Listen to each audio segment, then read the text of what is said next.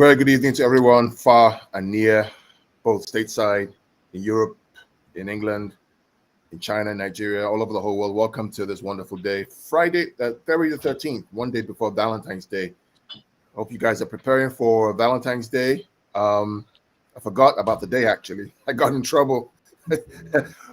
we have some friends here today. We have Ty, who's from AfrobeatliveFanZone. I also work with him on a couple of things. Ty's a Chelsea fan. How are you, man? Hello, I'm good. How are you doing? I'm still high off of yesterday's world champion win, so I'm good. I should have put my jersey on, I feel like champions, Well, because you're my friend, I will say congratulations to Chelsea because you're my friend. Thank you. You deserve it. Daps, we also have Daps here. Daps is joining us for is it the first time or second time, Daps? Second time, I think. Second time. So Daps is a hardcore Man City fan. He's a local, goes to all the games as much as he can. Well, kind of local. I guess local to you guys, but not that local. What's the name of your channel, Daps? What's the name of your channel? So the City one is Feed the Goat podcast, and then we've also got Never a Foul as well, which is our generic football one where we talk all football. So, Daps, another great guy that we talk a lot with on Twitter, on his channel as well. Really great insight. Also, Patrick and I run things together as well. Patrick is based in Ireland. He's also a City fan. We run all these podcasts on multiple channels, one of which is my channel, his channel, Afrobeat Live channel. So we're running everything simultaneously as well. And Daps, in the future, if you want to do that as well, we can certainly bring you in. Yeah. We can definitely talk about that. Do you know what? Just quickly, something to talk to you about, right? About that happened at the game on Wednesday. Mm-hmm. Go ahead. When you say about me being a local, so I was raised in Manchester till the age of 16, then moved down here. That's why I support City. Used to have a season ticket at Main Road. Anyway, when we got to the game, we were sat in some seats that I'd got that were in front of some guys that I was also in front of at the Chelsea game. But I looked very different. I had a woolly hat over my eyes this time, whereas I had no hat on last time. And when we walked up, they were like, this reminds, like, not to me, amongst themselves, there's 5 of them. This reminds me of the Chelsea game. Remember, there was that Southern guy that was shouting, calling Chelsea boys this and that. He might as well have been a QPR fan. And it proper, like, I knew it was about me. My mate was like, nah, they weren't talking about you. I was like, dude, they were. We were at the Chelsea game, sat in front of them. And it proper made my blood boil because I'm thinking, anyway, through the first half, they're singing about... They're singing about we are City from Main Road and whatever else. And I'm listening to it all. Anyway, when we scored, we all got jumped up and I turned around and I just looked at him and said, does this remind you of the Chelsea game as well? And they go, what? And I go, you were talking about me earlier, weren't you? And they go, no, we weren't talking about you. So I took my hat off and said, you were talking about me, weren't you? And they were like, no. And I said, listen, there's no harm in a fan where they live in the world, right? I've supported City. I guarantee you I've been to Main Road more than all of you put together. Like, it doesn't matter where fans are, but it's the first time I've really experienced it at a City game. It surprised me a bit. Yeah, you get all there's some background noise. For some of us, we get it online. Oh, how you doing? Who's that again?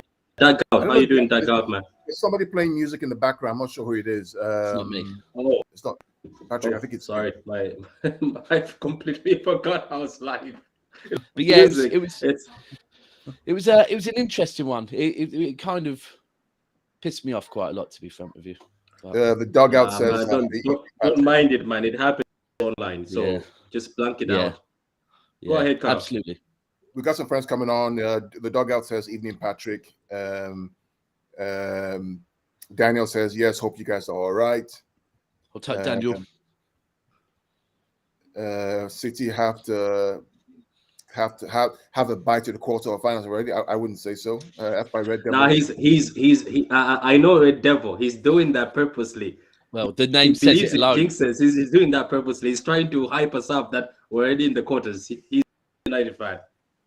Well, he has bigger problems to worry about, man. Do you know the best thing I heard a United fan say the other day on Twitter was we were talking about something, I think about the Champions League, and he was saying he wants to, how important the league is. And then he said, but to be honest with you, I really wanted to win the Champions League this season. And I was like, convenient, as it's the only fucking trophy you can win. All of Yeah, but today we're going to talk about, again, I mentioned earlier, we'll talk about the Champions League. It's back. We'll talk about the games on Tuesday, on Wednesday, and then there's some games on Thursday with Europa League. Really, that's what we're going to talk about today. Yeah, yep. But just going to wrap up the weekend real quick. That game from City, that was just special. The football. I watched it again, and the speed of play with the team. And there you go. The World Champion. What's funny? Somebody told me to put something on. The World Champion wears his shirt. I'll let him spice it up a little bit. Yeah, Ty's a good guy. Ty's a good guy, guys. So don't give him any flack. It's actually a really good, decent. It's all right. I can take the flack. One of the few guys. But I think. Go ahead, Debs. On the weekend, I think firstly it was encouraging to see no Cancelo, obviously. Walker. Did Walker play? Did Walker play? Yeah, he was. Yeah, he was. He was right. Sorry. So ultimately, what I'm saying is Zinchenko coming in, and Fernandinho coming in, and also someone else came in and Aki coming in. Yeah. And are still looking smooth and fluid. Because sometimes when we've made those type of changes, it's changed the way we play. Whereas I don't feel it did. We look good. Like Zinchenko, maybe first 15 minutes, they looked a little bit. But then after that, I mean, Fernandinho getting there first on when they, when they hit the post on the rebound? Yeah. And then I think the other thing that is really, really important is Sterling getting a hat-trick. Because if we are going to win the league, if we are going to progress in the Champions League, if we are going to progress in the FA Cup, if we're going to try and challenge on all them, for me, without a number 9, we need Sterling on form. It's that simple. That's what I've come to watching, especially against Brentford, and also, to be fair, maybe against Chelsea, where some of our other forward players haven't been so clinical. Having Sterling clinical is essential. Like, I really believe that. It is. No, I completely agree. I think that it's. I mean, Ty, I don't know if you watched the game on Saturday of the City game against Norwich. I was talking about the speed of play, the way they move the ball quickly and move Brentford around. Did you watch it? It's a lot of background noise. I missed it. The kids had a game, so I was completely out of pocket Saturday. I didn't even watch our game, to be honest. I went back later on and watched the highlights. Okay, cool. So let's talk about the Champions League. Patrick, I know there's a lot of noise you have in the background. Real quick, so this week we have two big games. Well, one big game really. It's the Real Madrid PSG, and I want to spend some time on it. And Ty, you're also a PSG Real Madrid fan. Yes. Benzema's out. Neymar is maybe out, probably out, but they still have Neymar, Mbappe, PSG going to Real Madrid. How do we see this game going, guys? Real quick. Let me take a crack at it. For the fact that Benzema is out is a big loss for Real Madrid. Yeah, fact. Yeah, it's a big loss. I think it's a bigger loss than Neymar potentially being out. Definitely it's a big loss because Vinicius Jr. is no Benzema, and is not a guy that can stay and play 9 the way Benzema can. From the wing, yeah. So the question is, who do you play? If I was Carlo Ancelotti, who would I play in that position? Hazard is, Hazard is not old as that, to play. Nice. Jovic? What about Jovic? Jovic, I don't know. Jovic. No, it's Jovic. Jovic. So I don't know. I mean, I'm as a Real Madrid fan, obviously I'm rooting for Real Madrid, and I think if I have to pick a winner, I think PSG would take would take this one, and Real Madrid is gonna have to come back in the second leg. So that's my quick, one quick opinion. Ty, can I just ask something, Ty? Are you a Chelsea fan and a Madrid fan? Thank you. So, okay, let me explain this to everybody. In every country, I have a team, right? So in England, my team is Chelsea. In Spain, it's Real Madrid. In Germany, is Bayern Munich. In America, I'm a diehard DC United. And my kids are in DC United, but I've been a DC United fan forever. So if you hear me say I'm a Chelsea fan, I'm a Real Madrid fan, I'm a Bayern Munich fan, I don't have a team in France.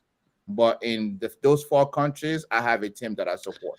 So, if Chelsea play Real Madrid, Chelsea. Thank you. Chelsea. Okay.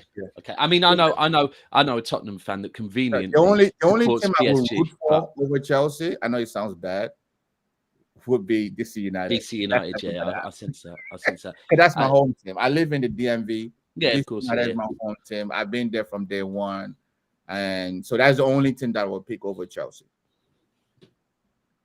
Okay. Yeah, I've always said that, you know, in the Premier League, there are three competitions, right? You know, there's the top 3 who are struggling for the title.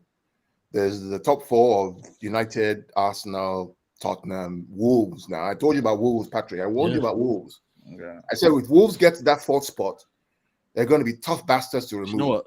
Jimenez is getting back to form, man. Hard to those guys are Yeah. difficult. And then there's a relegation group, which is like the Newcastle. I think, you know what? I think the relegation group's done now as well, to be fair with you. I think Burnley. I took a screenshot of it, and for me, I can't. Oh yeah, I think Newcastle and Everton are going to pull away. I think Burnley, Watford, and can't remember who the third is. Norwich. For me, for everyone else is going to pull away from them. Newcastle, Everton will pull away from them, and they're fucked. But the other question you just said about Neymar probably being less of a miss than Benzema, absolutely. I actually think maybe Neymar not play. Right, so Messi's fit, right? Yeah. Yes. Mbappe's fit, yeah? Right, cool. Yeah. For me, right, that front 3 don't work. They would be better off losing one of them, whichever it is, and maybe playing someone like Wijnaldum or something in the middle and trying to strengthen their midfield that little bit more. For me, especially as they start playing these elite teams, they're not playing fucking Farmers League teams anymore. They're going to be playing elite teams. I think to have that extra midfielder and drop one of their almost luxury players might actually help them. To be honest with you, you don't think playing Di Maria and part of the front. For me, Di Maria stank when he was in the Premier League, and it's very easy for a luxury player like Di Maria to go to the French league and start balling again. But sometimes, if a player doesn't ball in the Premier League, that's because it's a lot more difficult to ball. So, and right now, when you get to these stages and you're playing against elite teams, I think that's where too many elite players. I mean, that's why for me, Man United don't stand a chance in hell against Madrid, because they've got a squad full of luxury players. None of them get back. None of them put the foot in, and I think they'll go out against Madrid. But I'm tend to think that Di Maria tends to come big and play big in the big games, and this is a big game. I think Di Maria, the way he plays in a big game and the way he plays in the league, sometimes is totally different. I've seen him in bad forms and then come to big games and come out with a crucial assist or goal-winning goals. He does that for Argentina sometimes, where in the big games he shows up. So that's why I think Di Maria might be a good option for them if Neymar is not in that front 3. Yeah. So the game they played on Friday. That's a good shout, man. Good shout. Yeah. The game they played on Friday, Mbappe and Messi started. Left Mbappe, false 9 was Messi. Kimpembe, Marquinhos, we know they're going to play. I think Hakim is going to definitely play. I think Mendes may come in, or he's trying out Wambana because Wambana has more experience. Wait, have they been playing this kid, Xavi Simons? Yeah, they've been playing Xavi Simons. Yeah, they've been playing. But they won't play. That's amazing, man. That's an opportunity. Yeah, they won't play him on Tuesday. Trust me. No, they don't play him on Tuesday. They can't play him on Tuesday. They're probably going to go with probably Di Maria. Probably Di Maria. Oh, okay, yeah. So Di Maria is there. He came. Well, that means he came in as a sub. Yeah, I think what Ty is saying is true though. Di Maria is more of a better player in big games and more of a hard worker than Neymar. So for me, I just see Neymar as somebody who picks and chooses when he's great. The only time I saw him good in the Champions League was against Bayern. That's when he was balling and he was causing trouble. Don't get me wrong, Neymar on his day can be one of the best players, but it's just the fact of not tracking back. So let's say Di Maria, who is able to track back, but with his age now, is he going to keep that on? Because it's not the same Di Maria that was there back in the days, and there's a reason why he's holding the bench against. Maybe he was being left for Siemens just for the Champions League, for him to play in the Champions League. Yeah. But I am very interested in this Siemens kid. Look, he might not be as old already, but he's a very good kid. Yeah. But I don't see him as somebody who can do anything in the Champions League. What about Icardi? How is Icardi doing? Does anybody know what Icardi is inconsistent. That's a problem with Icardi, right? I think it's going to be Di Maria, Messi, and Mbappe up front. That front three. This guy here, the type, Ronaldo wasn't registered for the Champions League apparently. Oh, for fucking hell, man! How has that happened? Is he injured? He's no, fuck me. The disrespect on that is mental. You know what? Pochettino ain't got a fucking clue. Sorry. Yeah, a Champions League winner, by the way, with experience. Yeah, honestly, they didn't register him. No, I would have took him at City. I really would have. Yeah, it wouldn't have been a starter, but it definitely would have been a useful player to have. Fuck me. Yeah, he's a good player. And Patrick, with your point, I was watching the last PSG game with my son, and when we saw Xavi Simons and Di Maria on the bench, that was exactly what I told him. I was like, I think they're resting Di Maria for Tuesday's Champions League. You know, yeah, that's a fair point. If he didn't start because of his age, you don't want to, wear his legs out before a big game, so you bring him in. Wait. Did they win or they got slapped up? They won. They won the game. Yeah, it was 1-0. It was Bayern that got slapped. Oh yeah. It was. Yeah. What was the Bayern score in the end? Was Bayern 4-1 in the end? 4-2. 4-2. That's it. Yeah. It was a weird game. That was a weird game. But yeah. So who are PSG playing again? Madrid, right? Yeah. Look, I don't know. I don't know if it's just me. I think between these two teams, I know, Carl, you've been rooting for PSG. I think Madrid are going to do this, guys. I think Madrid look more stable. I think Madrid will do this, guys. Yeah, I think so as well. I don't think so. I think if they had away goals, Madrid would do them. But because there are no away goals, and second leg in Paris, no away goals, no more. Yeah, no more. It's no more away goals. Go hard or go home. So what if it's a draw? Then what?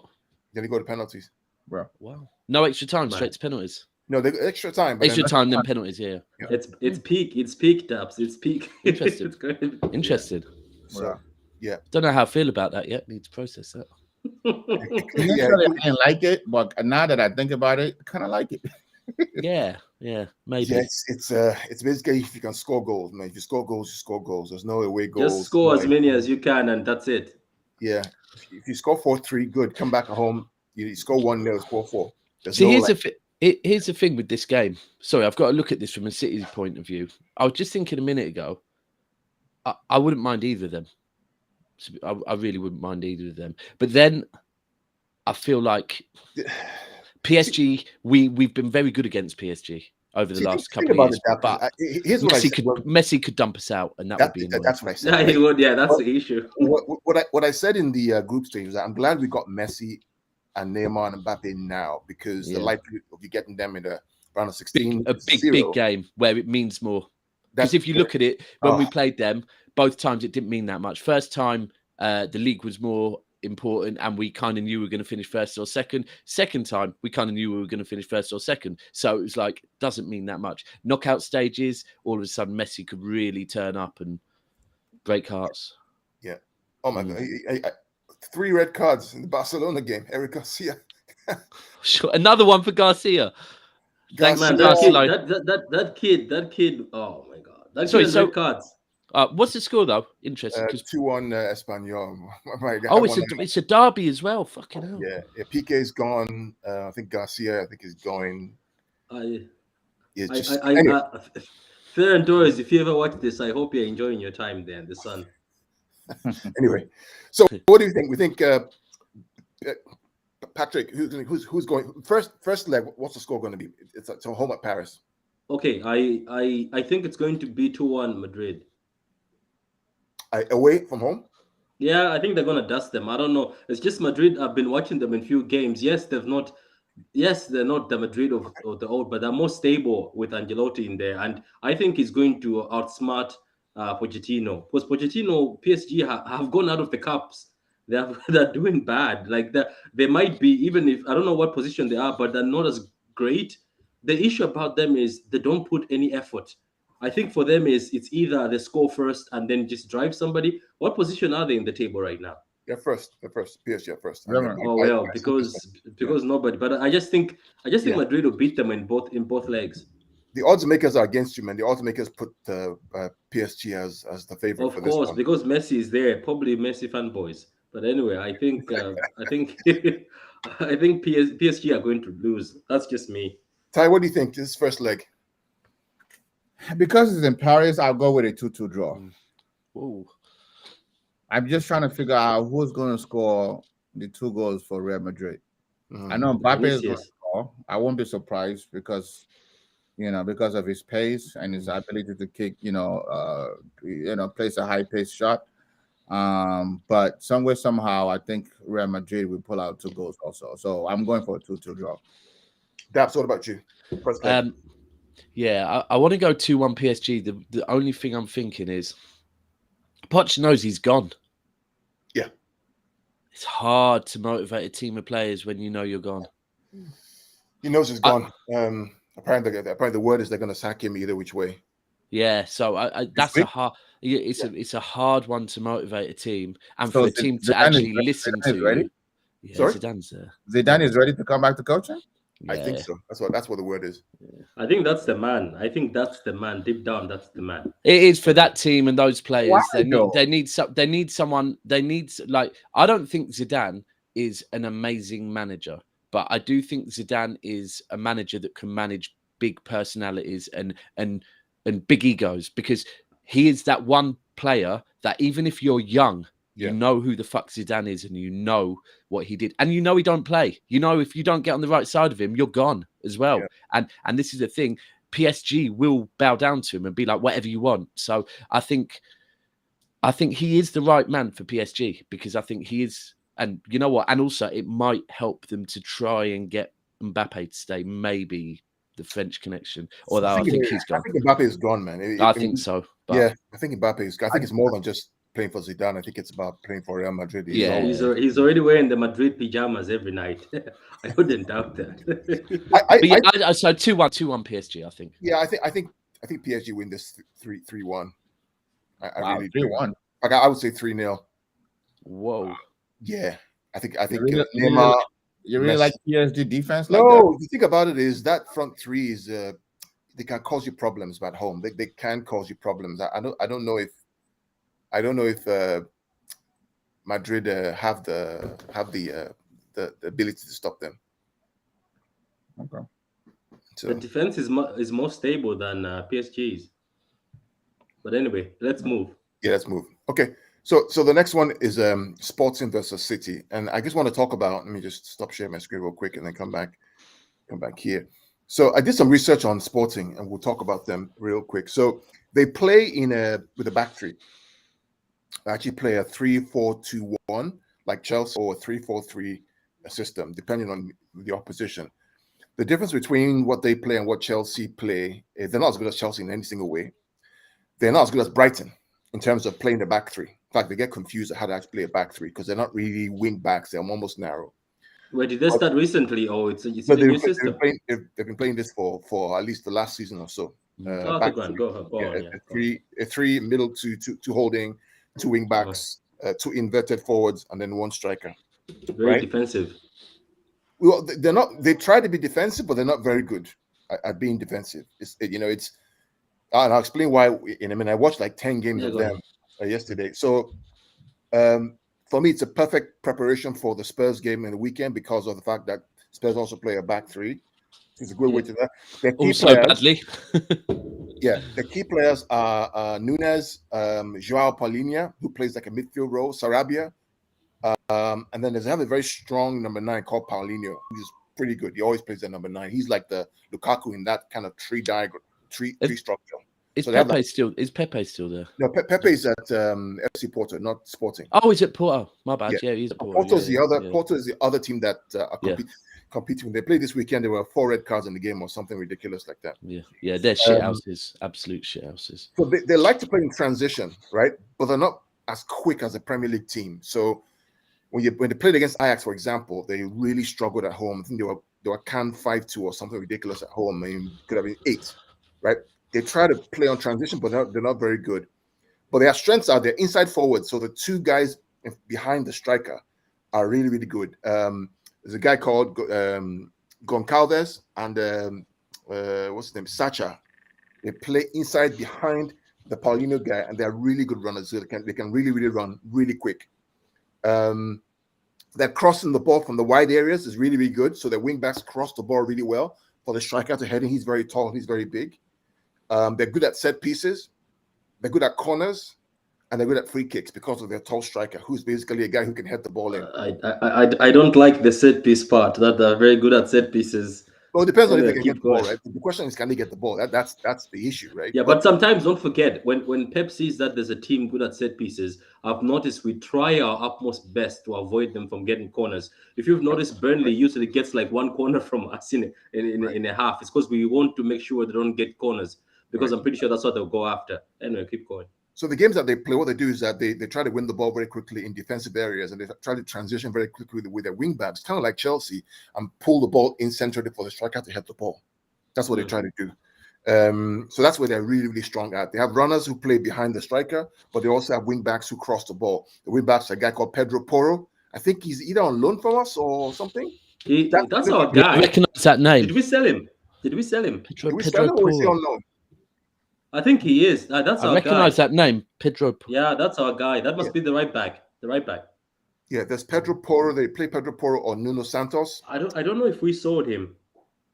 So those 2 guys play the wing backs, and then they attack the balls on the channels and cross the ball in. He's on loan to head the ball in. He's on loan. So is he going to play? Are the rules allowed to play. The rules different? The way when you're on loan, you don't play. The rules I think I think that's also probably if you want to put it in, and I can imagine in the Champions League, it would only be a benefit to us to allow him to play in the Champions League. To be honest, if he's on loan, right? It's going to push up his value. It's going to push up his ability to play in big games. He's just 22. I think I saw him. He played in one of he played in the Spanish international team, and I was saying, "Who's that guy?" And somebody said, "That's your player, man." I was like, Paulo." He'll never play. He'll never play for us. He'll never play for us, but his value will definitely go up by him playing in the Champions League for Sporting. Yeah, so Barcelona were looking for him at a point in time. They were looking for him. Shock. I think.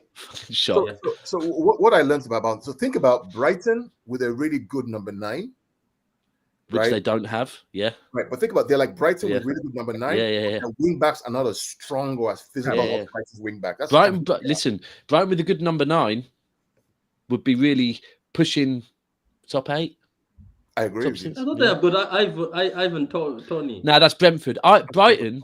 Oh, Brighton just draw. Oh, it's Mope. Yeah, but Mope's just not consistent enough. Like Brighton went through a period of like 2 or 3 months just drawing every single game, and literally it was a case of look, if you had a striker that could score goals, your league position would be because.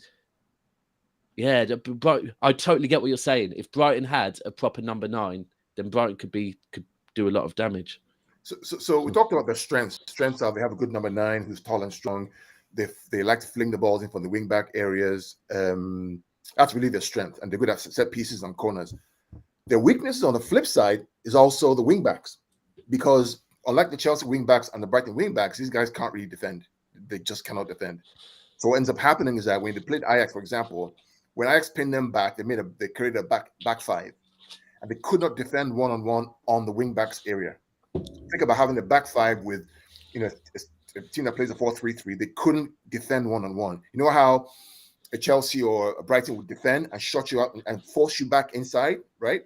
They couldn't do that. So wingers always get in behind them, in fact, most of their goals come from the fact that the defensive wing-backs always concede goals from those areas. And then the worst part of their game The center backs are terrible, right? They cannot defend to save their. They're really not very good defensively. Well, then this is starting to look like I'm starting to.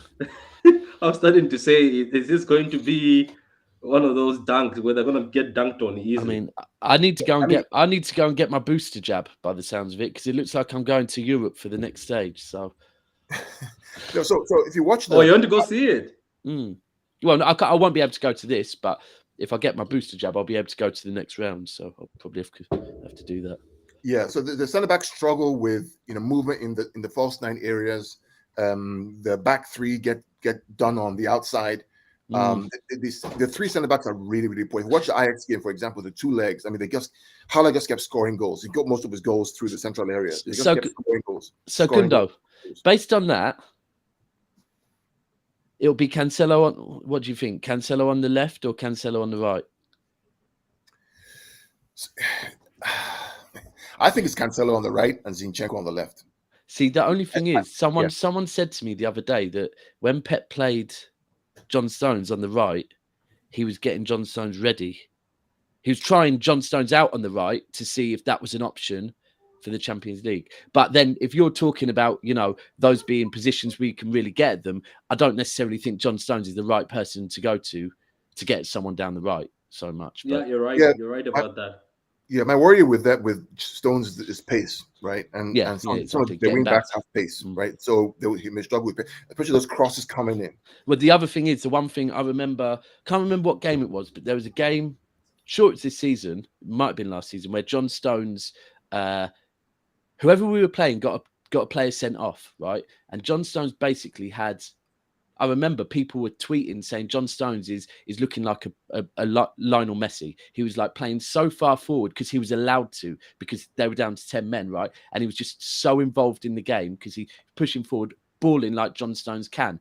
Then they hit us on the... Oh, and Diaz, here's the key. Diaz wasn't playing, right? They hit us on the counter and John Stones was way too far up the pitch. No pace to get back. We got caught and we ended up losing because of it. But I think that's the thing with John Stones. If he plays on the wing, he could get caught out of position way too much. Oh, sorry, he lacks speed. I think it's speed. Yeah, it is. And we'll do lineups in a minute, but let's take some comments right here. Charlie says, "Is Benzema ready for PSG?" No, he's not ready for PSG. And apparently, I think the issue right now is pisses him off. Bet that pisses him off. Yeah, the issue with Benzema is that they're saying, should they rest him because of the La Liga because it's tight? Do they want to risk him in the Champions League and get him injured again, or do they keep him in La Liga because it's tight? Fucking hell. Confident like that, Jesus.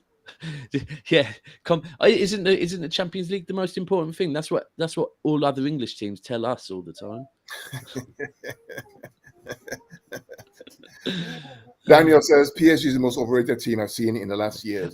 I think this is a hard one because that's my view as a City fan. But again, I go back to when we play them, and when we play them, they haven't been that great. So I always look at it like that. But I do think with the names they have, I mean, remember when they bought Messi, everyone was saying, this is the super team. If this team doesn't win everything, what's going wrong? Yeah, true. In the summer, it was... Well, I'll tell you what, Dab, because I watched the game they played against Club Bruges, and Bruges took them all the way, man, in Belgium. So... For me, it's a manager and it's too many egos. They haven't got... And like I said, Wijnaldum is someone that will work hard for you. They'd rather go with a luxury player. But so check this out, Ty. Says Neymar hasn't scored in the Champions League knockout stage for PSG since February 2020. Yeah, I don't doubt it. Wow. See, I believe it. I really do. I asked someone a question the other day. If Neymar's career ends tomorrow, has his career been disappointment? Yeah, it's hard. I don't want to say disappointment, but would he look back and think I could have achieved more? Yeah, he would. Yeah. So I've said this, and Kyle has heard me say this before, right?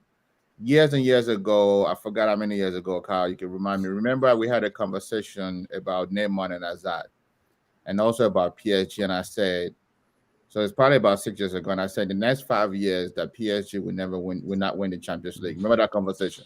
Yeah. And the reason why I say that is two reasons. One, You can't play in a JV league and come to Champions League and think you can turn it on to beat. It doesn't work. It's impossible. The team when Spanish league, when the Spanish teams, when Spanish league was the best league in the world, they were winning Champions League because week in, week out, they were playing really, really good teams. So it's easy for you to go into Champions League and dominate because your level is high, right? When EPL teams took over being the hardest and the best team league in the world by having the best players, the best coaches, spending the most money, EPL teams started winning Champions League. You know what I'm saying? So PSG's problem is they play in a weak league that it can easily dominate, and then you're trying to step it up for Champions League. You can only do that for maybe 3, 4, 5 games. You can't do that for 8, 9, 10, or 11, 12 games that it takes you to win Champions League. That's number one. Number two, when I was telling people that Azad is better, will be better. When they're both retired, he's gonna have a higher accolade than Neymar. This is when Neymar left Barcelona to go to PSG because he wanted to be the man. He didn't want to be in the shadow of Messi. And I said, listen, Neymar, inconvenient. it's a great talent, right? I'll give you another player, JJ Okocha. Great. Yeah. What did Okocha win? Nothing. Georgie Kinkladze. And I'm a fan of Okocha. I'm not making fun of him as a Nigerian, so I'm a fan. There are a lot of guys out here in the world that are very, very creative, talented, and all these freestyle guys. But when you put them on a soccer field, when they have to be effective, they can't be effective. Yeah, that's agree with you. That's what I'm saying. Like, I agree with you. At Chelsea. I think the thing is as well, it's kind of, you look at it and it's like, at Barcelona he won pretty much everything he could, but then since then, all right, he's won some French leagues and that, but no one's really saying fucking hell, that's an achievement. I mean, if Zlatan was to ever talk about what he's won, I guarantee you he's not putting anything he won at PSG at the top of his list. True. And then unfortunate for him, because I think you can't blame your international team, but again, Brazil under the Neymar era, they've kind of been a bit disappointing as well. Yeah, the only time they won anything, Neymar didn't play in that tournament. Yeah, so it's Copa America. That Neymar played in, that he was the man, that he was the leader, / captain, / the man that's supposed to carry them. They lost. But here's the thing: the players that PSG do have could be in the knockout stages game winners, and that could be the difference. That's the issue. That's the issue. Yeah. We have Messi, you have a chance, right? Check this out. And Mbappe, to be fair, Mbappe gets some important goals as well. So these guys, the Cancelo, Diaz, Bernardo, Edison, all played for Benfica, and there is a mad hatred between Benfica. Very true. Yeah. And Sporting. Very true. Very true. Yeah. But will they play? We don't know. I think they definitely will. Bernardo was benched, I think, to be rested. He was playing okay, and Cancelo's on the bench. Diaz played, but I think these guys are going to play, all of them. I think they're going to play. To be honest with you, if Bernardo doesn't play in the Champions League, sorry, Dubs, it's just that I think Bernardo has to play in the Champions League. I think that was what was missing in the final. Yeah, 100%. I had this conversation with someone before. In the final, did he come on? Was he on already? I think he was already on. I believe he was. I don't think he was in. I think it was. No, because I didn't think he was in. I don't think he was in. But then someone pulled me up and he was. But I think the key with Bernardo is two things. Firstly, if he doesn't like a team, play him. He hates Liverpool. The guy puts in performances against Liverpool. And secondly, in the Champions League, you have to play. I'm sorry. Pep's having a howler if he's not playing Bernardo Silva in the Champions League at the moment. I mean, I'm sorry, he's having a howler, and he's risking. Oh, actually, he's risking that contract not being signed if he doesn't play him in the Champions League. As a neutral, what do you think about Bernardo Silva so far this season? How do you see him? I think he's been playing a typical Bernardo Silva, which is brilliant, but not always brilliant. He's had a few bad games recently. Yeah, he's had a few. It reminds me of Sterling. Sterling is brilliant, but not always brilliant. You know what I mean? Unlike KDB, which is always brilliant. Even when he had a bad game, if KDB has a bad game, you can see the effort that, okay, he's trying to do something. Same thing with Foden. But Bernardo is a great player. He has a lot of great games, but not always brilliant. So that's what I say about him this year, and even few years back. Interesting. Charlie says, I think they'll play a back three? Yes, Charlie, they'll play a back three. Are we going to match them? No, I don't think we're going to match them, man. If we do that, then we're doing the Leon thing again. City's quality doesn't dictate that City match anybody. Yeah. Right? It does not. It never dictates that. Yeah. City's quality is we're gonna play a game. You can try to match us, you can try to keep up, but we have enough quality to get by you. True. Yeah. And in a home and away game, good luck with anybody. I mean, Champions League final, I was glad Chelsea won, because if it was a two-legged, forget it. It ain't happening. So let's be real. So there's no way you need to match Squadron. No way. No, forget it. It's going to be interesting as we kind of look forward. And Patrick, just Gary, do the lineup. You think it's going to, if you don't mind doing the lineup and sharing. Oh, well, don't worry. I got you. As we look forward, Ty and Daft, because I think all 4 teams are going to qualify for the next round. All 4 English teams. I think they will. I think even United will. As bad as they are, Atleti are not very good, man. I think they're not good. It's not the Atleti that. I think you're putting so much hope in United. It's fine. We do that. We've been doing that every week. We'll let them let us down. See, the thing about it, Daps and Patrick and Ty, is that this is their last dance, right? Because if they don't qualify for the next round, I mean, they could literally finish 10th. Yeah, absolutely. Yeah, absolutely. I mean, especially with the form of teams like Wolves. And the thing about it, because they have Rashford, they have all these speedsters. Atleti don't have people who can run like that, man. They have these guys are not speedsters, But is there going to be space to run into? That's the issue. Exactly. I mean, I don't trust United, but Atleti haven't really kind of lit up the candle, right? I mean, at this point. So Atleti's last 2 games, they lost to Barca, didn't scored 3 or more goals per game, if I'm not mistaken, and they've also considered 2 or more goals. Yeah, correct. So let's not look at Atleti with the old eye that we used to look at them, every team that is tough and only get 1 goal and that's it. Man U's last 2 or 3 games as considered in every game. Yeah, that's true.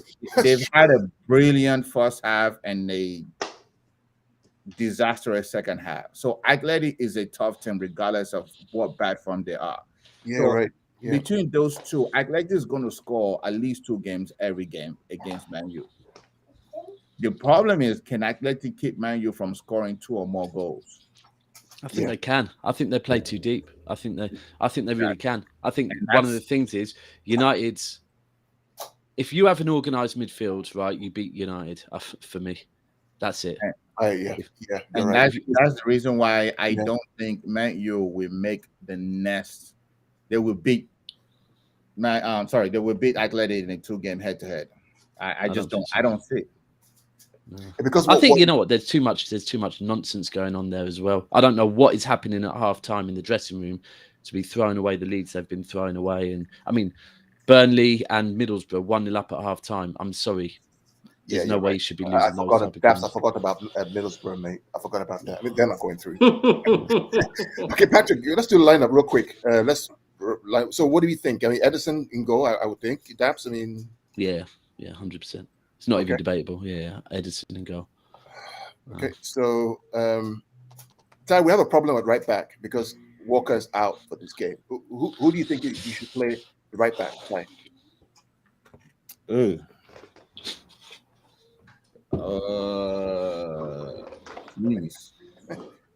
Do you want to gamble? Where is what's his name? Stone. Where's Stone playing? Is he playing center back? Well, he plays center back, but he had 2 games ago he played right back too. That's what I'm leaning towards. So if you're gonna play, if you don't have Walker and you want to be safe, and you don't need somebody that's gonna be beaming forward to put crosses in, I will go with Stone. Yeah. See, that's the thing. I would have agreed with that, except for what you've told me about their the way they play, and that's made me swing towards Zinchenko on the left because So Dabs, it's something else I just thought about right now. So Brentford playing the same way that Sporting do. Yeah. Okay. In fact, that actually low block, back 8, and so what Pep tried to do is bring Stones in to break the lines, because Walker doesn't break the lines like Stones does. No, he doesn't. Carries the ball as the extra man into the block. I'm thinking Ty is right that he's actually going to play Stones at right back. Stones. I think he played him there for a reason. Yeah, because it would have been very, very. I mean, when Jan and I saw the lineup that day, we instantly presumed it was going to be a Stones Diaz in the middle and Laporte on the left, right, and then Cancelo on the right. And the fact they switched that and played Cancelo on the left and put Stones out of position when actually Laporte has played on the left. Stones had never played on the right before, so I think he was doing it for a reason. Must have been to try. Yeah. And it worked, and it did work, to be fair. He was good there. He was probably one of our men of the match. I just thought about it now that Brentford play the same system that Sporting play. And so maybe he's trying to simulate that same kind of motion and movement with Stones breaking the lines constantly to get in that, get into the half spaces to create the extra pass. I'll tell you what, I would love to see that become a regular with Stones. If he really can pick up that role, that would be another unique thing that Pep has done. So let's go with Stones then. Like Tyson, Stones at right back. But then are you sure you don't want Cancelo and Zinchenko as fullbacks? No, let's do Stones at right back. I think it's going to be Stones. It's interesting. I think he did play Stones for a reason. So for that reason, yeah. Then who's here? Is it Diaz? I think it has to be Champions League, right? It has to be. Yeah. Diaz on the floor. You do think? I mean. We won't speak on it much, but Aki is getting better and better and more comfortable. It's about game time, Dabs. It's about game time. The more game time a player has with a team in the first team, the better they become. I mean, Ty coaches. His son plays. He's a fantastic baller. One of the best youngsters, left-footed centre backs I've seen. And it's about game time. The more they play, the better they become. By the way, his son can ping a ball left centre back all the way. I mean, ping a ball like Laporte can. He's really good. Okay, Laporte's good at that as well. Yeah. So, nurture him, man. Get him watching City. Don't let him watch Chelsea. Don't let him watch Chelsea. That'll take all his skill out of him. You come with the money. I'm putting City's jersey on every podcast. He can support you. Look, I'm not saying who he supports. Just let him watch City's if he wants to ball out. Oh, we watch everybody. He's 15 years old, but he's a true soccer head. We watch everybody as much as we can. Respect. So back for Cancelo, Laporte, Diaz, Stones. And then holding? Rodri. It has to be Rodri. Yeah, I thought you guys were getting excited for a minute there, thinking let's put Fernandinho in there. But to be fair, Fernandinho did well in the second half. He did. Nah. Please move on. Cow, don't get too excited. I saw you, Dabs. Cow has got excited now. He says Fernandinho is back. No, let's not get excited. Let's calm down for him. I see. Jamie Redknapp said he's probably the best DM that has ever played in the Premier League. That's true. I think so. I mean, as City fans will say that. Everyone else will disagree. He's going to say Makelele right now. Or he's going to say Kante, one of the two. Kante, Makelele. I mean, come on. I don't know about that. All different players. Wait. Yago is not a better DM. No way. Better box to box, maybe, not DM. Okay, no way. All right, fine. Let's move on. We're talking about Fernandinho when he was on fire in the Pep team. That he was unstoppable. I think it's very, you have to look at ultimately all of those. And this is a hard thing when you compare players. Every player we've listed actually plays slightly different. So yeah. But I think if you put a Kante in that 17-18 season, I mean, we don't concede goals at all. I mean, Okay, so who's going to be in the midfield? So the way I like to approach this midfield problem is I like to start with the wingers first of all. I don't think the midfield's a problem. I think unless Pep makes it a problem, I don't think it's a problem. I think it should pick itself. So the way I look at it, that is the midfield has to be the diamond in the middle, right? Mm-hmm. That's the issue. So it's not just the midfield three; it's who plays the false nine as well, because that is actually part of the quartet. Again, I don't think that's an issue either. Right? There's a quartet that's supposed to be there, but it all depends on who's playing wide. Now, but that's whether you like it or not, Carl. I know you're gonna say you don't want inverted wingers, but Pep will play inverted wingers. I think he's going to. I mean, yeah. Here's the thing. This is away from home. Yeah. Away from home, I think. So it picks Dabs itself. and Patrick, midfield 3. Who do you think, or midfield 2 now? Who do you think is going to be there? I think Should De Bruyne be. is automatic. Should be. 100%. Kevin? No. Did you say no to Kevin? I said no. I said no. But I thought You you know, was, okay. So Kevin was on the bench not to play the no, next I game. didn't say on the bench. I just said no to Kevin playing there. Oh, you want him as a false nine? Oh, see, you're back to I would play the exact same 4 in the diamond of Rodri, Gundogan, Bernardo Silva, Kevin De Bruyne. Yeah. For me, that is the best 4 midfielders in as a unit in world football at the moment. For me, the most balanced ball retention. So what that means? So that who's dropping? You're not getting inverted wingers because Foden's going to. Then Foden on the left.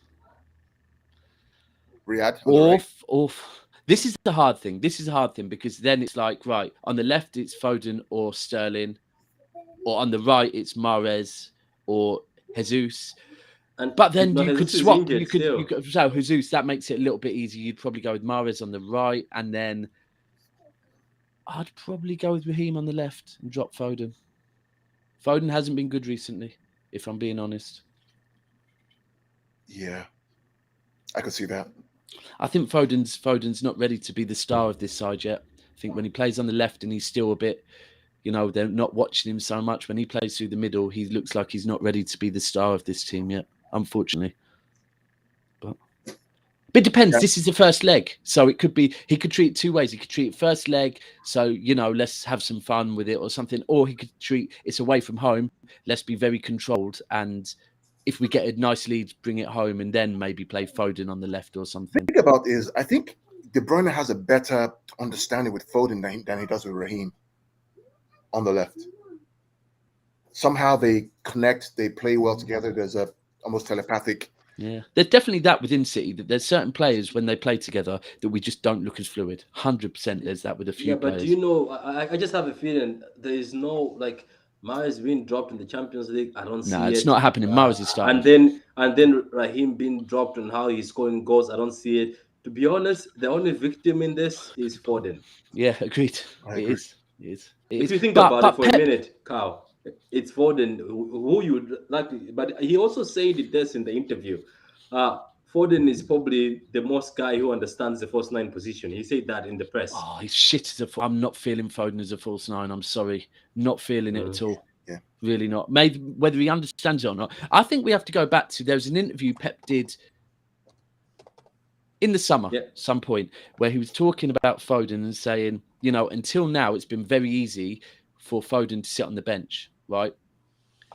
Now that he's become a star, now it's harder, and now the form that he had been in up until the summer, now it's harder for me to tell Foden to sit on the bench, and that's where I have to manage it. But I think Pep will see this as ultimately, Foden's form hasn't been good. Sterling's form has been better, and for that reason, I think. Yeah, Mahrez is scoring, and if you have a pen, it's Mahrez. I don't know. I just feel like if this is the team that shows up, Sporting won't have the ball. But then, if you say that their fullbacks are rubbish or their wingbacks are rubbish, Foden could then get at them massively. That's the issue, right? Because what you want to avoid is when you invert into traffic, that's your players get coming into the back 3 and the wing and the two wing backs, and they're covering CDMs, because they're gonna have a 3, a 2, and then wing backs. You can have a 5. I think unfortunately it's going to hurt me to say this, but looking at what happened in the last game where Bernardo Silva was taken out, I know he wasn't pulling out trees, but he was playing okay. Excuse me. Bernardo was taken out. De Bruyne was on the bench, but one midfielder finished the game, Gundogan, even though he played fantastically. I think Gundogan is going to get dropped for this. Something tells me Gundogan is going to be the one being dropped for this.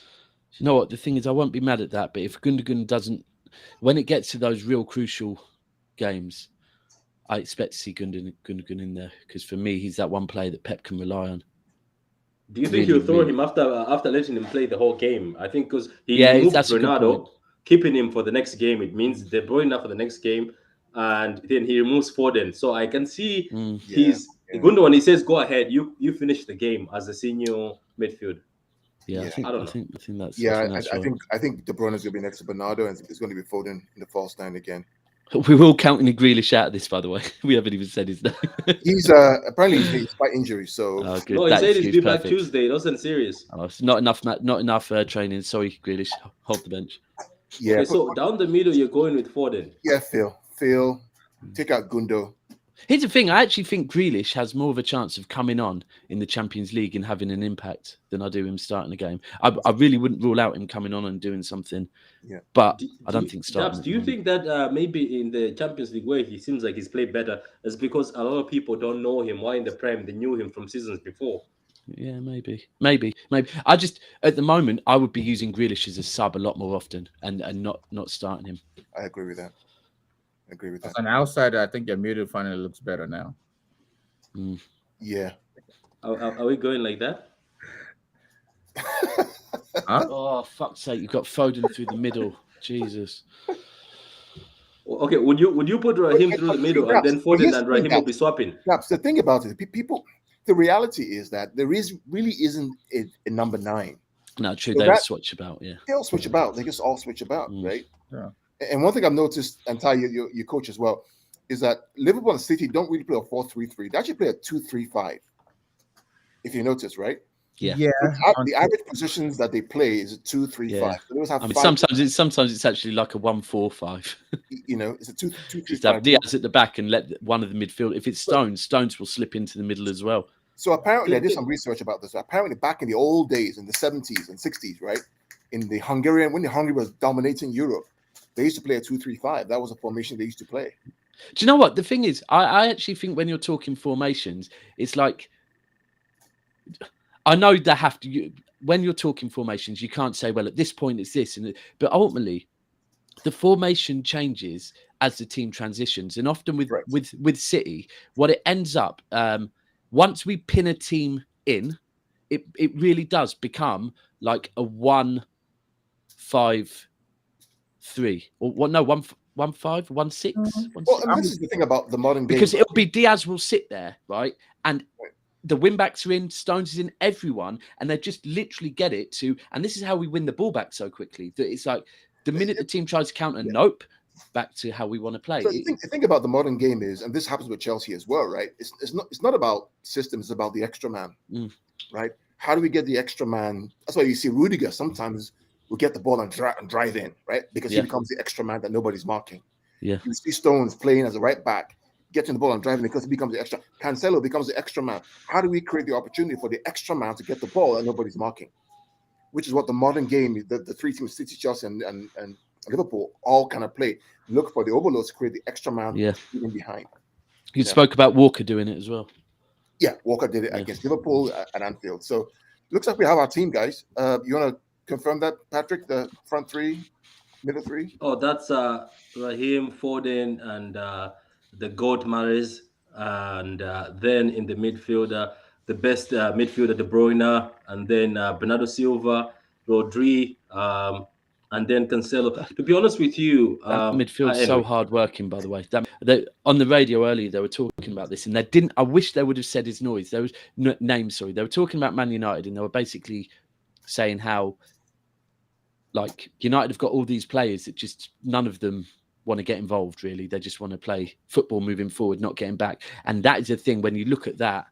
De Bruyne and Bernardo Silva, not enough is said about how much they get back and defend, and they get back and win the ball back. How De Bruyne helped John Stones in the Brentford game, De Bruyne does it all the time. I wish people would, when people make the comparison between him and any other player, it's always about goals and assists and whatever else. It's like, forget the fact that he's beaten them with that. Have you seen what De Bruyne does getting back?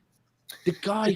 But Dabs, the thing about the three teams on top of the league, right? If you watch, what is the plan line between all three teams? It's off the ball work, right? It's how they recover. They play different systems, but it's how they chase the ball down when they're off the ball. Yeah, which is why they're miles apart from, unfortunately or fortunately, United, Spurs, Arsenal are getting there now. They're changing their philosophy about work off the ball. But those three teams, West Ham is also getting there. Remember, Declan Rice was saying that Moyes told them that you guys don't run very much. Yeah, Tottenham now. Tottenham, Conte's trying to get them doing it, but the off the ball attitude is what's driving those three teams dominate not just the Premier League but also Europe and world football. So it's going to be interesting. Yeah. The good thing about Champions League, guys, is that the fact that we have 5 subs who can come in. Oh, yeah, that's true. Patrick, what subs would you like to see coming for who? Let's assume that we're 2 or 3 goals up. Who would you like to see? We'll have to add these to the sheet. I want to see. Right, so straight away, if Foden is on, Sterling is on. Right, who's I saying right? Jesus is injured. Yep. Grealish was saying Grealish if he's fit. I want to see him on the bench. Do you know what? I want to see Delap. I want to see McAtee.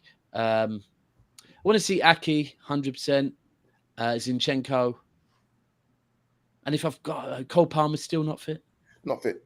Yeah. So who else? Who else have we got? So what else have we got?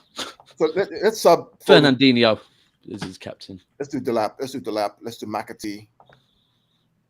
McAtee, who is it getting in for if we're winning? Bernardo?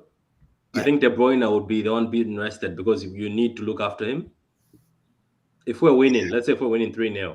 But he rested. He already rested, man, for the whole. I guess we have Tottenham on Saturday, right? Yeah, but like De Bruyne, they say that knee thing, if it happens again. Oh, the ankle thing? Yeah. I think when we take leads, when we start taking maybe 2-goal leads, we're going to start seeing De Bruyne being pulled off. I think we don't want to risk De Bruyne. As his form is getting better, we don't want it to go back to last season and the season before. So I can see maybe when we're in complete, especially first legs as well.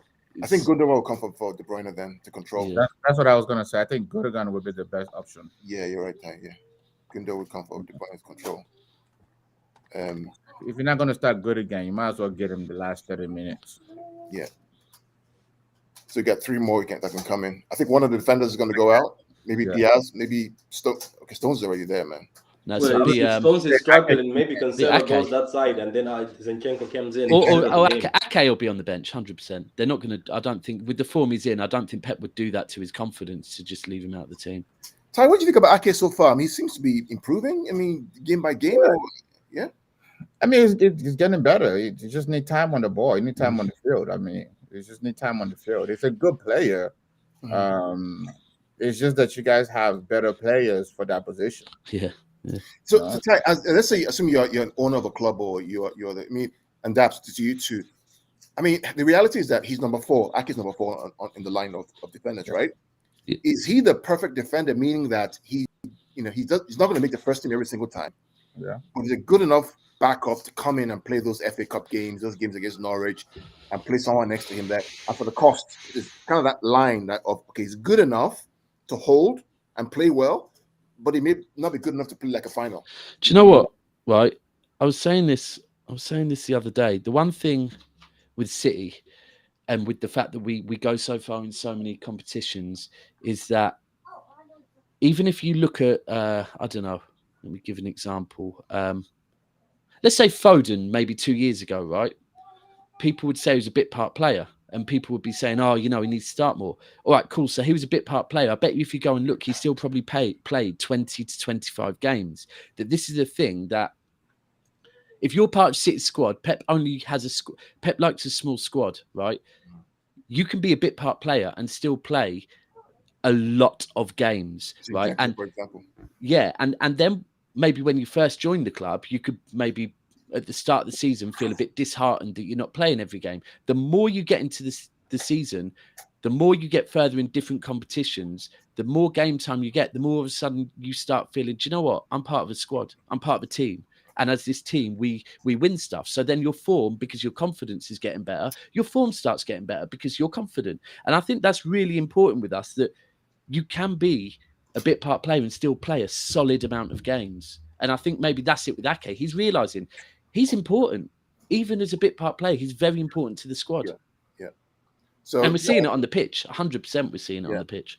Ty Adejo says, Club World Champs. Yeah, I see his message. I got you, man. Don't worry. I'm making your money is ready. I just have to get the Man U fans to pay me. Don't worry. I'm in the black. I got like money. Same against three Man U fans. I'm good. I'm good, bro. You got it. And if you want to join, I'm going to send you a link. You can join. You can also join us. But y'all that don't know, so at the beginning of the season, we do this. We have our own little fan zone club or whatever, and we have a bet on if your team finishes above my team. So when I said Chelsea was gonna finish above City, which is not gonna happen. Chelsea fans, man. I know. But I got a couple Man U fans because they got Ronaldo that wanted to enter it. So we had the same bet with them. So I'm in the black. I'm happy to pay City fans. City fans. I did that with a few bets last season, to be fair. If you ever want to have a discussion with a serious fan of football, but also a rival fan, this guy is a good guy. Ty, I'm just saying. And I do shows with him as well. You know, he's a good guy. He'll follow you to a game. He's that good. He's a really level-headed. He's not one of the lunatics, right, that talk a lot of crap out there. He really is. He knows his stuff, and he loves the game. And this guy drives hundreds of miles a week just to go watch football around the whole place. I see that in a lot of Americans. I do quite a lot of pods with Americans and Canadians, to be fair, as well. And the one thing I find, in fact, you know what? I'm going to say this. I'm going to go further. Most people from other countries, in fact, when they buy into football, they really buy into football. And they really know their shit, right? They don't just... I'm finding it a lot. And I also find there's a guy called Liez who's a United fan. And he really puts some people in their place because they hear his voice and think he's just, you know, oh, what do you know about football? And he'll school them on football, absolutely school them. Because I do find it's with Americans massively, they really buy into it and watch everyone. And it is important to watch other teams. Unfortunately, as a City fan, I don't watch too much of other teams unless they're playing us. The thing about it, Daps, is over here, and we get, I mean, I've been up since, 7 in the morning, right? I've watched Ajax, Inter Milan, Juventus, Atlanta, all the Premier League games. I've watched Barcelona. I mean, we literally get every single game. Yeah. I've watched Club Bruges. That would cost us too much damn money over here. Jesus. And it costs like, I think for us, for ESPN, it's like $5 a month or something. Wow. It's so anyway. I sent you the link, so join. All right. So I think let's do score lines. Perhaps score Tuesday, City versus Sporting. You know what? I'm going to go 3-1. Okay. 3-1 I think 3-1 away. I think we're going to end up going through with a really nice margin in this one. That's a good margin to come back home with, though. Yeah. Okay. I think we need that though. We've got a heavy run at the moment. And here comes Ade. Ade. Hey, what's up, guys? Can you hear me? Yeah. So Ade is a City fan here in the US as well. God bless you. One that Ty was talking about and was talking to Ty about the club, Sorry, I'm having issues with my video, so bear with me. It's good, man. We can hear you. While you sort that out, I'll make my prediction. I don't see the one goal coming from Sporting. Maybe I'm ignorant, so I don't know too much about them. But I think 3-0, 3 or 4-0 clean sheet is my goal. 4. Ade, what do you think about Sporting generally? I know we've missed you. I think it's gonna be one of our more difficult games. Because Sporting is kind of like Porto, and those guys play physical, they fall all over the place, and they do these tactics that just kind of disrupt your rhythm. So I think they're going to play more like that. If we get an early goal, I see us maybe winning like 3-1, but I think they get a goal, depending on our back line. If we're pressuring a lot, I haven't really watched a lot of that game, so I don't know how good their forwards are. If the forwards are the kind of guys that get forward quickly, then we might have an issue with Cancelo, and Walker isn't playing, so that's a bit of a liability there. So I see them getting maybe a goal, but maybe 3-1 will be a. So we talked about it earlier on before you came on, and my understanding, my analysis of Sporting is that their forwards, the 3 forwards, they play like Chelsea, have a back 3 wing backs with 2 inverted and 1 striker. They're not as quick. They're like Brighton, but just a little better, but not as controlled. So their wing backs are not very good compared to Brighton. but they try and play a 3-4-2-1 system. They're not nowhere near Chelsea's level. They don't have that control and that ability to stifle you. They give you chances. Ajax battered them 4-1 or 5-1 or something ridiculous during the group stage. But they also beat Dortmund with crosses, right, and headers. Yeah. So we'll see how it goes. But but they're really good. And if we're playing Zinchenko and Cancelo as our left back and right back, we're gonna have a bit of an issue because even in the last game we won comfortably. But if you watch the game and you break it down in detail, there was a lot of issue. Well, first of all, Stones isn't really, he really isn't a right back, so he kind of had his work cut out for him. So we had a little bit of issue there, and I think because they haven't played together a lot, I think it's going to be a bit of an issue. Do you know what? Another thing that's worth saying real quick, is if we play Stones at right back, Mahrez is probably one of the few players in our team that maybe doesn't get back as much. So it would be very reliant on maybe Bernardo Silva to put in and cover Stones. That is very correct. Yeah, true. Yeah. Oh, and another thing, Ade, and Kao and Dabs and Ty, you keep. I know you're talking about the Sporting and Ajax. Ajax beats Sporting with 9 goals, 9-3 if you count both sides. So it was 9 goals, 4-2 first leg, 5-1 second leg. Yeah, I studied that game, right? And the weakness that they had against Ajax is Ajax was playing a false 9 system, so there were lots of rotation in the forward line. They literally ripped their fullbacks apart and the centre backs apart. It was like knife through butter. It could have been 10. It was really difficult for them. But a lesson in football. I think that's the thing as well with you, Gundo, in particular. What you do by going away and that's exactly what Pep's video men do. They go away and study. So it is interesting to see, because like I said, he played Stones on the right for a reason. What that is, we don't quite know yet, and maybe that's why we're putting him there. But who knows? Who knows? First leg, put Delap through the middle. Yeah, I think we might see Delap in this game if we're comfortably ahead, maybe by really 2 goals in the first half. I think we see Delap in the second half because we really need him. Yeah, I think before the season is out, right? Before the season is out, we will see either Delap.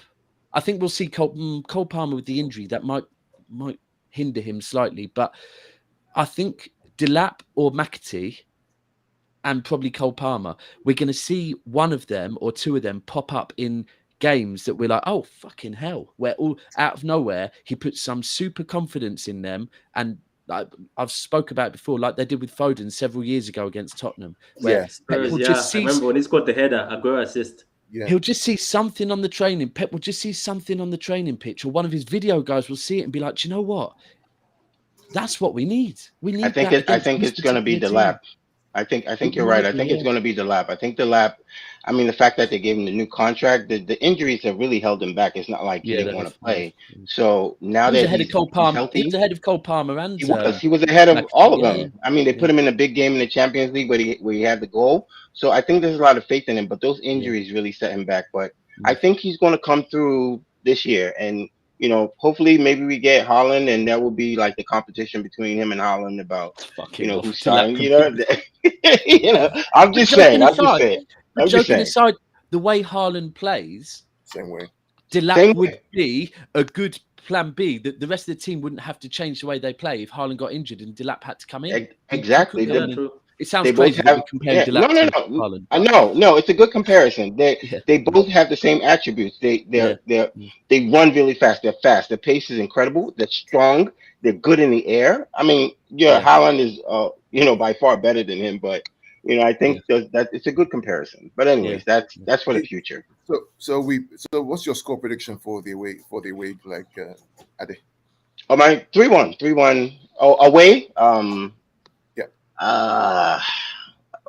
Back at the Etihad, I think. No, the first games we're just in a away leg right now. Oh, away. I see 3-1. I see us beating them 3-1. Okay, I think I'll go with that. I'll go with 3-0 actually. I'm going to go with tie. All right. Because I think Ruben Diaz, Cancelo, Ederson, they literally loathe Sporting. I mean, it's like having like company playing against United, right? They grew up in Benfica. There's a mad rivalry between. I mean, and those 4 guys all play for Benfica. They're all Benfica boys growing up. And they go back to watch Benfica play, and that they are proper Benfica boys. So it'll be interesting, but we'll see. Okay. Just get Felix to the mix and we're there. So there are 2 games left on Wednesday, real quick. And so Patrick can share that on Twitter if you want to share it on Twitter. The tag. I'll share it. I'll share it later on. Yeah. Whoever. The 2 games on Wednesday. Inter Milan versus Liverpool. What do you guys think about that game? Generally, we just talk about that real quick. How do you see that going? Start with Patrick, Ade, and Daps. Yeah, Liverpool. Patrick, you're first. Me. Look, to be honest with you, I said it to Carl today. The thing about Liverpool is they have Jota and Salah. It's no longer. It's the team is not good anymore, but they have Jota and Salah, and more worse is Jota. He just pops up in the right place. There he is. Salah, obviously, he can be marked out because he's always trying to score from far, trying to dribble people. But Jota just shows up in the box on the corner. Deflection, anything, it's just Jota. So I think that's how they'll beat Inter. But Inter is a different animal. People are telling me that they're actually an okay team. They can finish. That's the difference between Inter and other teams that are playing Liverpool. Because if you've watched Liverpool recently, teams are actually getting at them. Even Leicester City was getting at that defense. So I don't know. Even Burnley today. I mean, Burnley today. The way the radio said about it today is, and without even mentioning the fact it was Liverpool. On TalkSport, they said Burnley will never get as many chances as they did today. That could be because Liverpool felt they could just play that way. But I think what you said is the one bit that worries me about City compared to Liverpool is that they do have Jota and Salah, and they are 2 players that have an eye for the goal, and they play up top. We've got players that have eye for a goal, but they're not consistent. Well, ours definitely aren't.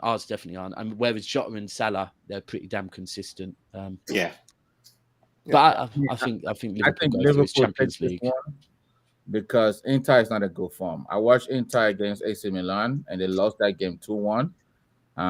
Then they tied. They scored first, isn't it? Yeah, they scored first and ended up losing that game, and then they tied 1-1 with Milan. With Napoli. And the only team they beat recently is Roma, and Roma is crap. They end up being Roma 2-0. So who's the manager of Roma? Mourinho Bo. So what? Who's the manager of Roma? Mourinho. So I mean, Inter is not in a good form in the last 3 games, and Liverpool has been figured out to win. Even though they didn't look good today, I watched the Liverpool's game today too. They didn't look great. Let me put it that way. But we didn't look great against Brentford, though. Yeah, but it's an easy win for Liverpool. Yeah, I think so. Unfortunately, and Ade and Dab. So the other game is Bayern versus Salzburg. I guess. I mean, we don't even have to waste time on this, isn't it? I'm glad we're Bayern. Don't waste time on that. I know Bayern got slapped, but let's not get excited. That's how they will do that in the Champions League. So is Neuer back? Was Neuer not playing? He's not playing. Okay. Wait, is that the reason why they got slapped this weekend? Well, that's one of the reasons why. Yeah. I didn't know that. I think Bayern have been a bit honest. They actually dominated the game. They just got beat on the counter. I won't say but look, Bayern have had 1 or 2 games this season where they've all of a sudden looked a bit. I mean, they got hold by Mönchengladbach too. They got pumped. Yeah, so I don't know. I don't know. I think it's the new coach, man. I don't. I've heard a few people say that. Yeah, I'm not a big fan of his style, and it's not consistent. What's the style, Ty? Could you explain to us what his style is, so what you've seen? So we used to buy many that goes all out on the attack, and you see players, everybody playing like midfielders. You see center backs moving around and playing flat. But yeah, exactly. But he's trying to keep the shape. Right, and since this guy Alphonso Davies is out, when we get attacked, and your defender left you, didn't he? Did he leave or he just signed for Dortmund? Alaba. Not Alaba. What's his name? That the big guy, the slow big guy, Sule or whatever, Okay, Sule. Okay. So since you don't have that speed of Davies to kind of come back and recover, and also being forward to put pressure on players. There's another one you're trying to attack everybody by keeping your shape. So when you try to keep your shape and you're not allowing players to have the freedom to move around, when you get hit on a counter, there's nobody there. Well, that's an interesting one where you look at. I was just thinking, obviously, a player that I would love one day to come back to us is Leroy Sané, and the one issue why he wasn't, crazily enough, wasn't a regular for us, which sounds crazy, but still played a good number of games. But it was never the first name on the team sheet. Is he wasn't good at getting back? Yeah. He wasn't good at getting back at all. But when Alphonso Davies was there and the other guy, I forgot his name, you had those guys that have the pace to come back and help out. And they can pop out all over the place. Oh, Kimmich. Is it Kimmich? Yes, Kimmich. Thank you. So can pop out all over the place. But when you don't have one of those two, every game they've lost this year, they've dominated the game, held possession, had more shots, but on a counter attack, they get scored on. Sounds like Man City to a T. And Ade, do you think that's going to affect them in the later stages when they played a Chelsea, a City, Oh, absolutely. Pace PSG. I'm telling you, yes, absolutely. It's a fascinating Champions League because if all the big boys get through. Listen, the worst thing is with what he just said, right, is if Man United go through, right, against Atletico, and then they draw Bayern, right, and the way that Barcelona play, the way that Bayern sound like they play football would actually suit Man United a little bit. Counter, right? Yeah. Imagine fucking Man United beat Bayern Munich. Hoofball. Imagine that. Oh, fuck off. That would be painful, isn't it? That would be painful losing to United. It'd be painful for me to listen to him as well. Talk about beating Bayern. But guys, there's one more game on Thursday. We know we don't like talking about it much, but I'll share my screen. It's interesting because now UEFA have actually changed the whole format for the Europa League. And this is going to be really interesting. So before it was round of 32, and then you qualify for round of 16, or lots of teams. Now they're saying that before you get to round of 16, there's going to be a knockout playoff phase. And this is what we're getting on Thursday. So more football. Right? Yep. Dortmund Rangers, Sheriff Braga, okay, Atalanta Olympiacos, Salzburg Sociedad, Sevilla Dinamo. These are some good games, guys. These are some really good games. Yeah. There are some all right teams in these. They're good games on paper, but some of the teams have been playing crap. like Barcelona, Napoli. I mean, Barcelona, Napoli is going to be interesting. I don't know. I think it's going to be interesting. I agree. I feel like Barcelona have to try and win this tournament. They really do. It sounds crazy, but it's like, however much they might see this as a Mickey Mouse tournament, once you get to these stages, it's like, fine, you can't be in a Mickey Mouse tournament and not win the Mickey Mouse tournament. This is that level, though, isn't it? This is that level. At the moment, it is, to be honest with you. Yeah. What about Dortmund Rangers? I mean, Haaland may be back. Dortmund are going to do that. The league got some. Rangers were bad against Celtic. Did you see the game against Celtic? Yeah, really bad. They looked a bit. It was a bit worrying that game, wasn't it? They looked really got slapped. Yeah. So Sheriff is the team that actually beat Real Madrid. Remember that game? Yeah. Have you seen the badge for Sheriff? Have you seen the badge? I've seen it. The badge that was peak. Yeah. The Atalanta Olympiacos. Olympiacos they're tough. They're a tough team. They play. They're a tough team to beat. Yeah. Physical, hard.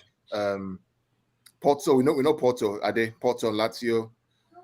Salzburg. I mean, RB Leipzig. That's another team, and when they're in good form, they play really well. It's going to be interesting for us to watch. The only thing about RB Leipzig is the football they play, that end-to-end football. It either works out on that day if they start scoring first and they keep scoring, but if they just because they open up a lot. I know they beat us in that other game, but it's because they scored first, and that's what happens to them. If they score first, they're more. But if the other team scores first, Leipzig try to open and continue playing their open football. They're like the Leeds United. They're the same. They just continue attacking and they don't have a sense of defending. So I don't know about Leipzig. I don't think Leipzig will survive this Euros. Yeah, I think. There are other teams that are here too. We have teams like West Ham who are also in this competition. So whoever wins them, these guys will join the next 8 and they'll do a draw and pair them up against each other, which should be interesting for Thursday. But that's enough about that. Well, before we go, here we go. before we go, everybody here? There you go. Yeah, I'm here. Sorry. Right. Before we go, any other thoughts, Daps? Anything going on that you want to mention or talk about, and share your socials as well? Twitter at Daps. No, at MCFC Daps, and then YouTube Never a Foul or Feed the Goat podcast. Anything else going on?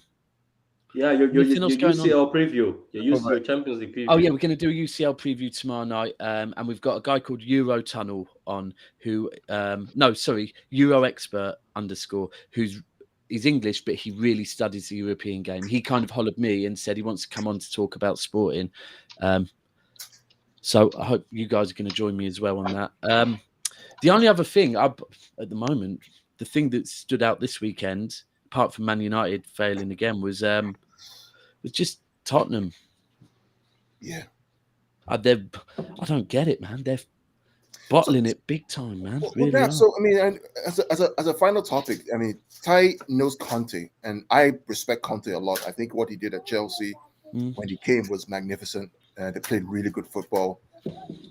What's going on at Tottenham, Ty? I mean, Southampton, 3-2. Today Wolves, boom. Before that, he doesn't have the players that can play his style. I think that's the key. He's got the two strikers, which is Son and Kane, but he doesn't have the wing back. Remember when it was at Chelsea, he brought Victor Moses back to life by playing him from an attacking player to a wing back player, and same thing when he went to Italy. He got a couple guys playing top. So he doesn't have that wing back, and we know for the last 10 years, Tottenham has struggled defensively. Yeah. They've gone to a lot of players in that back four, back three, whatever you play. So he doesn't have the player yet. The question is, will he be patient enough to go through the summer and get the players? Can they finish in the top 6 in order for Ed Levy to be able to give him the money to get a couple players?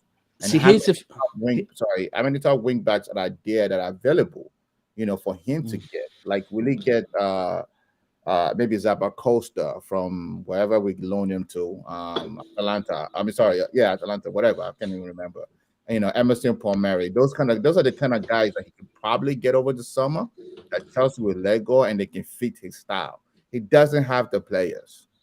See, the thing is, I agree with you 100%. The bit that confused me is, like, we all know what Daniel Levy is like, right? Yeah. And so he knows what Daniel Levy is like. So when he signed the contract in, what was it? No, was it December, November? Whenever he signed a contract, I presume some conversations were had about, look, or maybe he thought they were only 1 or 2 players away, and it was only when he actually got into the coaching them, he's realised this is actually bigger than I thought. But the fact that it's interesting. I feel like, you know what, he might be there for longer, and he might have been given reassurances, but it's very, very interesting, very, very interesting whether he stays or not. He made a comment recently. I'll come to you next. After like a month ago, he said the level is very, very low. Yeah, something like that. Said the same again today. Said the same again today, pretty much. He said, when you look at the games we've played recently, the job is bigger than I thought. Because I mean, sometimes when I look at him on the sideline, I've seen him at Juve, I've seen him at Chelsea, I've seen him at Inter Milan, last season, right, or the season before. Today he's like, what the hell did I get myself in? That kind of look when you look and he does his neck. And what do you think is going on with I think the problem is twofold with Spurs. So it really didn't matter who the manager was at this point. It's the midfield. The midfield is not creative. Winks and I don't know who the other guy is in the middle, the number 30. Like they don't give you anything special. If you don't have a midfield that can give you anything, then you need fullbacks that can do the attacking work as well as the defensive work. You have Doherty and what is the other guy? Sessignon, or what is his name? Doherty and so you have those two guys on the wing backs, and they're more defensive minded. They're not as quick. They really needed a Adama Traore. If they had gotten a Adama Traore for one of those wings, that provides a different dimension to the offense. But then there's still the case of the defense. People always think Man City play attacking great football. Man City is the best defensive team in the league, because we own the ball all the time. So if you don't have a defensive back, like the back three, Sanchez, Romero, and all those guys, they're not really good. So you have a back line that's not good. You have a midfield that can assist your best players, who are Son and what's his name, Kane. You're not going to win a lot of games. So it doesn't matter what you do with the manager. If you don't change, if you don't get a couple of players to fit this system, they're not going to win them. The reality, Patrick, is that the three center backs that they have won't enter Chelsea, City, or Liverpool's team. Nope, they wouldn't. No. So he needs to get his players. Final thought, Ade, before the Champions League game. Anything you want to say, real quick, and then we'll go to Ty and then Patrick and then myself wrap up. No, I'm looking forward to the Champions League. I'm just glad this isn't a game where we would have really needed Walker. I don't think Sporting provides that much of a challenge for us. So it's good that he'll be back after this, but he can't afford to make those. We need players that need to be sharp. And I think Pep was really pissed off at him, because if you notice, after that Champions League game, Pep didn't play him in a lot of our games. He was really, really annoyed, because it's like you gotta be smart. You gotta be smart. You gotta be a really smart player. So Pep kind of punished him, like, you're gonna sit on the bench. Yeah, I should play you for this game because you can't play in the Champions League, but I'm gonna sit you on the bench because what you did was really stupid. So we just need to be sharp, and I think this is gonna be, a good series for us to kind of retool and get ready for the next phase of the competition. Dabs, did they appeal the 3-match ban? They did, right, Dabs? Yeah, they've appealed it, I believe. Appealed it. So hopefully, is there precedent before? I know Wan-Bissaka got a 3-match ban and they appealed it and they got it down to 2, or is it 1? Do you remember? I did hear they got it down to 2, which is fine. I think against Sporting, we can take that. It's okay, more than that. But you are right on and what happened is because kind of everyone's forgot about the fact that he did get dropped, because then I think something happened with his best friend and he kind of needed some time off. But before that, he was dropped. He got dropped. And as one of our senior, he's seen as one of our senior players. So I think that in particular, Pep would see it as you can't be one of our senior players, important players, and go and make those stupid mistakes. But I think the ban was harsh. It should be, for me, it should have been 1 game. We'll take 2 games. It should have been 1. Yeah. I think the message too was, and come to you, Patrick, next, is because it's a Champions League and the margins are so fine, you cannot lose your head. Yeah. Right. Think about PSG, second leg at the Etihad last year, right? Red card to, was it Di Maria or somebody? Yeah, Di Maria and Fernandinho, Lost, right? You can't, Idrissa Gueye, red card, lost his head. You cannot lose your head. On Jesus. Yeah. And I remember in that game as well, Zinchenko nearly lost his head, and Fernandinho went straight over to him, telling him, "Calm down, or you're missing the final. Calm down." And so to have one of your senior players like Walker losing their head when you've qualified is just what you're doing. Yeah. The margins in the Champions League are so fine. It's literally inches. So Patrick, you can wrap up. Yeah, look, for me, we've discussed all the games: Madrid, PSG. Obviously, for me, Madrid this year, I think, are going to go further than before. They're a better team. Liverpool, obviously, Jota and Salah, I'm scared of them a bit. But for us as City, as I told you, Carl, I think, as you always tell me, everything is up to us.